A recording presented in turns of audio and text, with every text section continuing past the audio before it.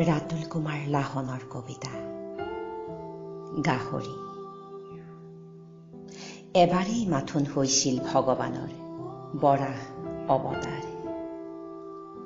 এবাৰেই হৈছিল গাহৰিৰ তেলৰ কাৰণে চিপাহীৰ বিদ্ৰোহ। তাৰ বাহিৰে গাহৰি নৰকৰ নিন্দিত জীৱ। লুডুৰ পুডুৰ শৰীৰ, পুতিগন্ধময় গঁড়াল, কৰ্কশ মাত, উচ্ছিষ্ট ভৰা খাদ্যৰ বাচন, খোৱাৰ বাহিৰে আন একো নজনাৰ বাবেই গাহৰি নৰকৰ নিকৃষ্টতম ঘৃণা। গাহৰি কঠোৰতকৈ কঠোৰ অৱজ্ঞা। প্ৰভুভক্ত নহয় বাবেই স্বৰ্গাৰোহণ কিম্বা প্ৰাতঃ ভ্ৰমণৰ সংগী নহয় গাহৰি। গাহৰিয়ে বব নোৱাৰে গৰাকীৰ বোজা, শুৱনি কৰিব নোৱাৰে গৃহস্থৰ পজা। আগচোতালত গাহৰিৰ প্ৰৱেশ অবৈধ, জনসভাতো কুশ্ৰী গাহৰি নিষিদ্ধ।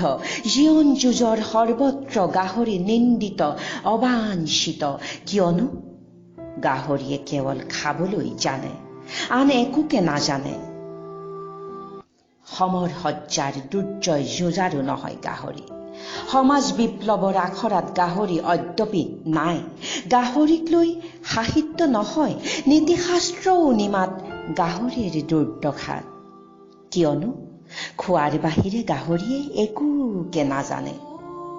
গাহৰি খকুৱা, গাহৰি লেতেৰা, গাহৰি কেলেহুৱা, সৰ্বক্ষণ গাহৰিয়ে খাই থাকে গাহৰিৰ দৰে। সেইবাবেই নৰকৰ যত সমস্ত বদনাম গাহৰিৰ।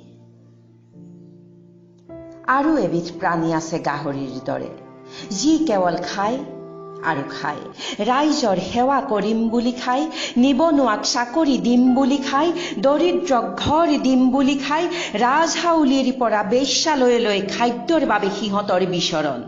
তীব্ৰ ঘৃণা আৰু আক্ৰোহত যদিহে সিহঁতক মই গালি পাৰো গাহৰিৰ পোৱালি বুলি, আপুনি কব নেকি মই অভদ্ৰ, অশালীন, অসংস্কৃত?